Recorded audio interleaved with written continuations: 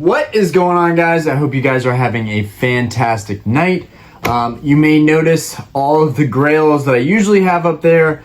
I have put those away. This is going to be the last video I'll probably make. I might check in with you guys, talk about some topics while kind of at the wedding, on vacation, I guess you could say. But more likely than not, I just probably won't make a video for a couple days. So everything is put away. I've locked up all my valuables. Anyways, sounds weird talking about Pokemon cards. Like, I've made sure they're safe and put away. But yeah, I'll have those back up on the shelf. I just figured someone was gonna ask, might as well put it out there. Anyways, the last video I want to leave you guys with is pretty much the biggest news coming down the pipeline, which is the Shiny Treasure EX set that's coming. It looks pretty awesome. It looks like the main thing is that we've had some pretty big leaks. One of which is a Mew SIR, where Mew is kind of this derpy hand-drawn looking card. It's beautiful. You can find these very easily by just Googling, the current leaks right now. It's pretty much widely accessible. You can see the Mew, you can see the Charizard. The Charizard is basically kind of a reprint of, most of the Shiny Treasure set is honestly reprints of cards that we've had earlier, whether it's a slightly different design or just a hollow background being in the card now instead of the environment background that would have had in a previous artwork. But most of the set is reprints. Does that mean it's bad? No, by no means do I think that the set is bad because it's full of reprints. But that was one of the major leaks. Another one of the major leaks was this Charizard reprint, which is basically, it is different. It's not the exact same card, so I can't necessarily call it a Charizard reprint, but it is the Obsidian Flames SIR Alt Art Charizard, which I think is honestly a beautiful card. I wasn't a fan of the Terra Crown. I'm not a fan of the Terra Crown now, but I still think it's a fantastic card. I think it's a card that demands a little bit of respect, kind of like the OG Crystal Charizard. I don't know, it's very reminiscent of that to me. It feels like it's a card that is widely accessible now, but could be a more valuable card down the line, even though with the pop reports for a lot of the alt arts we have now, this is also another video, another argument that there is just such a high population of alt arts being graded and in circulation that were easier to pull, and the Obsidian Flames Charizard was definitely, in my opinion, I think it was easier to pull for people. I pulled mine very, very fast. It was probably the fastest time I've ever pulled something that valuable. But that's what this card is. It is basically the alternate shiny, the dark colored version of the original Obsidian Flames Alt Art Charizard. And it's pretty menacing. It's pretty awesome. Instead of having his head propped up, he has his head kind of down, and he's in this more aggressive stance, and he's breathing out a little bit of flames. I think if I remember that properly, it would be fitting for a Charizard card. But I do remember it's a slightly different stance. The card's awesome. Again, these are super easy to look up, and I'm sure in a matter of time it'll be on Justin Basil's website. That's the website I use usually to find stuff. I found the leaks on Google, and then you can also search YouTube too for these leaks. I know PTCG Radio has done a ton of stuff on these cards and their playability, and that stuff was very helpful for me because from someone who isn't currently playing in the hobby, it's harder to understand why a card is going to be valuable or what the demand is. You really do have to understand the complexities behind actually playing the game, and why certain cards are functional to understand why this set might be valuable or helpful. So far, it doesn't seem like the set really adds much to people's playability, and there could be more artworks. I think that the leaks that we've gotten so far are probably the most important ones, so I want to say that it's kind of already spoiled. This is something that I hate about the English releases, which I collect the English releases, not the Japanese ones.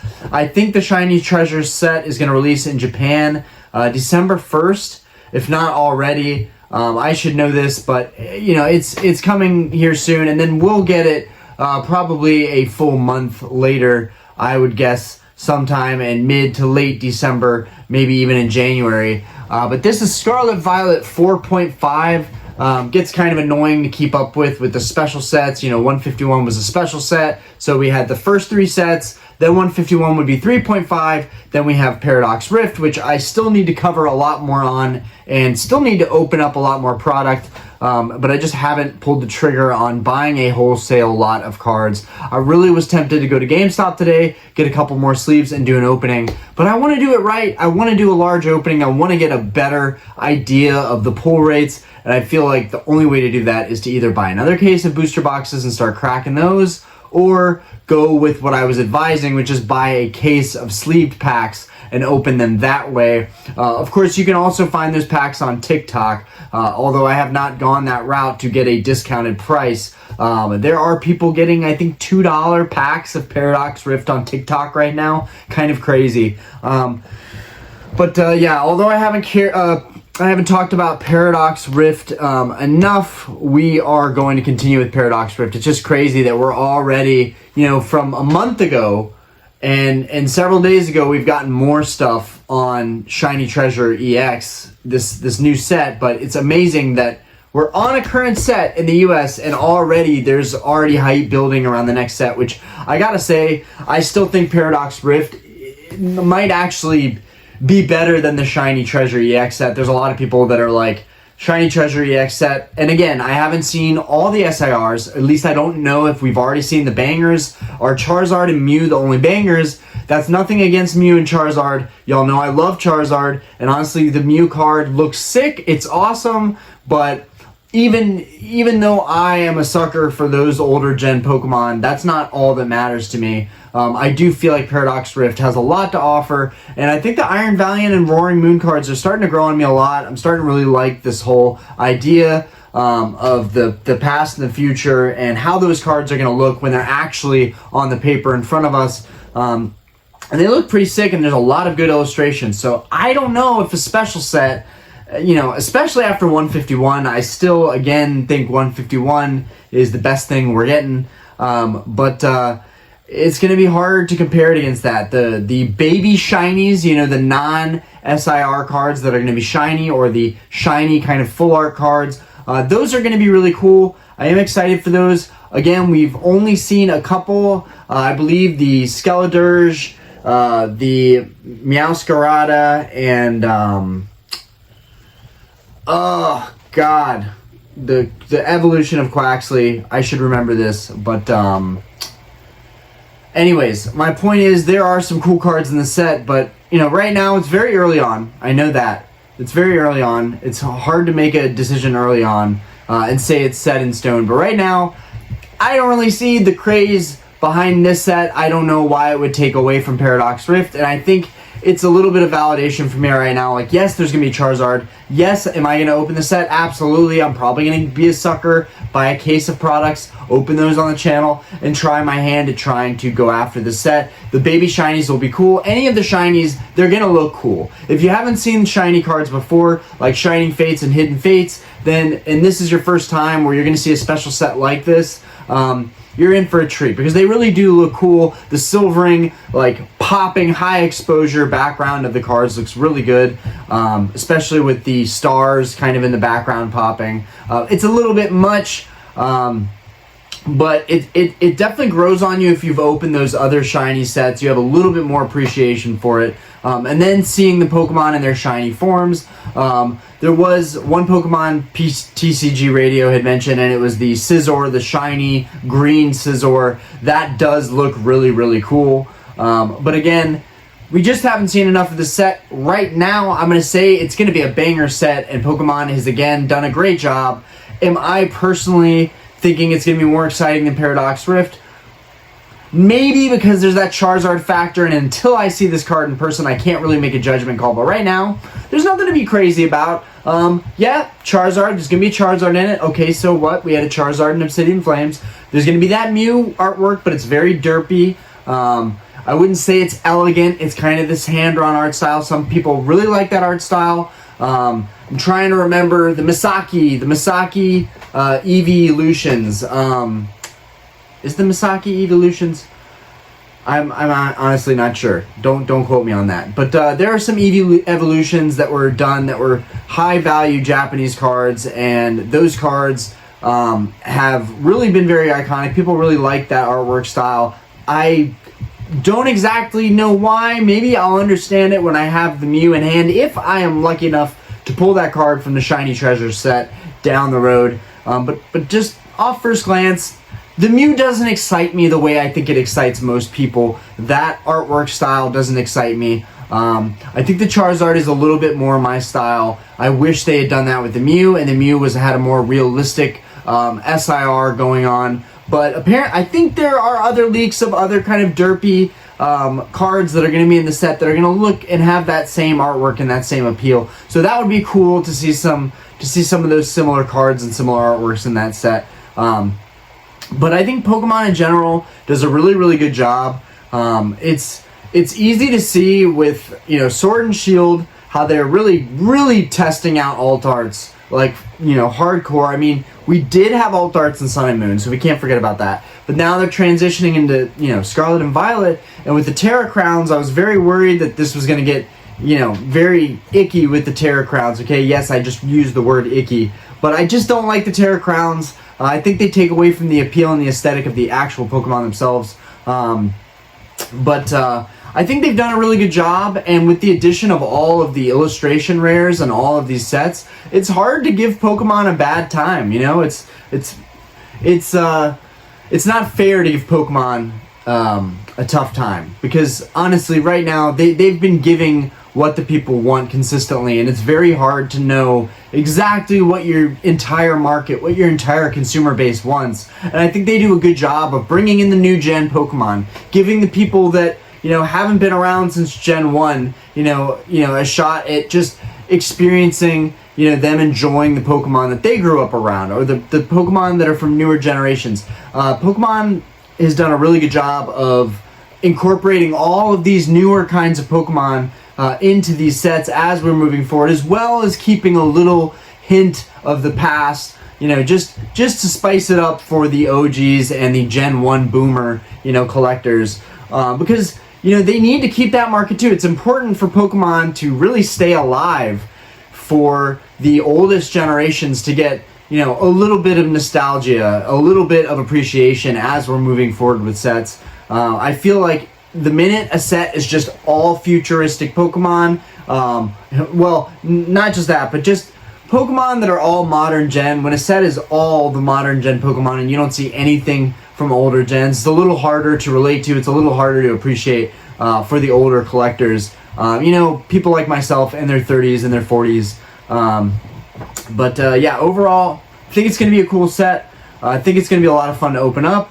I have a feeling that probably it's going to be a crazy tax because it's being a special set. I think Pokemon is catching on to the fact that these special sets sell out more quickly. They can charge more, they make more. I don't know if that's entirely accurate, but I'm assuming that they're going to continue to do more special sets and actually amp up the number of special sets they're going to do, because the main sets usually just are cheaper, and maybe the special sets also are easier to invest in because they are special sets. There's less of them usually than the main sets that release. Again, I know a lot of people said there's going to be plenty of 151. I don't think that's the case. I think that 151 is going to be moving up soon unless we can get a big reprint. And even if we get a big reprint, I think 151 is just always going to be popular. But Shiny Treasure EX could be really good. We have to see everything that's in the set to know more about it, to make a better, more informed decision. But I'm excited for it. I wanted to know what you guys were thinking. I know a lot of people in the comments have said that Shiny Treasure EX was going to be the set they were really setting money aside for. It was what they were excited for. Really got to get that Charizard. Really want the Mew. Got to have it for their Mew collection. A lot of people excited about this set, and I think it's going to be a good one. And I think Pokemon is honestly right on track with where it needs to be. I don't think that we're not getting enough of one thing or another. I think that they're doing a pretty good job, and also maybe a little too much, you know, with the special products like the Classic Collection box that's $400. Ridiculous. I am shameless. I did pre-order 2 of those. I, in some ways, hope I don't even get them because they are just too much money. But it is a cool product, and I think, again, that's it's got the OG starters, you know, just like the shirt I'm wearing with Bulbasaur, can we catch Blastoise on there? Yeah, we can catch Blastoise on there. But it's, you know, it's got those OG Pokemon in a deck form, you know, in a special box. I am a theme deck collector, so for me, the Classic Collection is the perfect box collector investable item. I love it, and it will be very hard for me to not want to open it. I am going to try my hand at buying probably a secondary market one that's been open, but everything is in there. They just decided they wanted to sell it. I'm hoping to get one of those so I can open it up and look at the decks and maybe even play with that awesome, you know, arena play mat setup. It just looks very cool, very clean. Not worth $400 in my opinion, but something that I think is a smart idea for a sealed collection. You know, very, very niche, you know, collection piece. But yeah, Pokemon has done a fantastic job, and I'm excited to see where they're gonna be moving forward. What are they gonna top, you know, Paradox Rift off with? You know, it's been, you know, I think we're building up to something here. If 151 is not the biggest, you know, contender of Scarlet and Violet, we're building up to something here. Maybe it's gonna be the last set that's the absolute banger. But I'm thinking the main set after Shiny Treasure EX, or the set after that. One of them have to be an absolute banger for a main set, right? I know 151 is going to be popular, but I think 151 and another main set could be the two most, you know, sought after sets in this era. And maybe we just haven't seen that set yet. It's very exciting thinking about what's coming down the pipeline. And in some ways, I do want to see constant new stuff. So I'm kind of happy that Pokemon, you know, pumps out these releases and has these special releases because it spices things up. Especially when you're on top of it, you're watching these releases, you're keeping up with the news, you know everything coming down the pipeline, and you know you can be. I'm on Paradox Rift, and I'm already like, we know everything about Paradox Rift. Now I just have to open up some packs, but we're already talking about another set. So you know it makes it things can get old quickly, even though for the average collector and consumer, it's probably a lot. These releases can probably be a little bit overwhelming, but I will say you don't have to open up a ton of product in every release. You can always, you know, do what I did in the very beginning of collecting. I would just buy a couple packs of each set and open them up, and later on I bought some booster boxes of all those sets, but I would start with a couple packs of Fusion Strike, a couple packs of Chilling Reign, a couple packs of Evolving Skies. That's how all that started. So it's okay to not go all in on every set, but I do think you should at least, you know, feel the water with every set. Just try it out, open up a couple products, enjoy it for what it is, and then you can say, yep, I opened up that set, didn't get anything, it was what it was, move on to the next set. Maybe you'll have better luck, or there'll be a card that you absolutely want. I would definitely say it's not sustainable to like go all in on every set that's releasing. Yeah,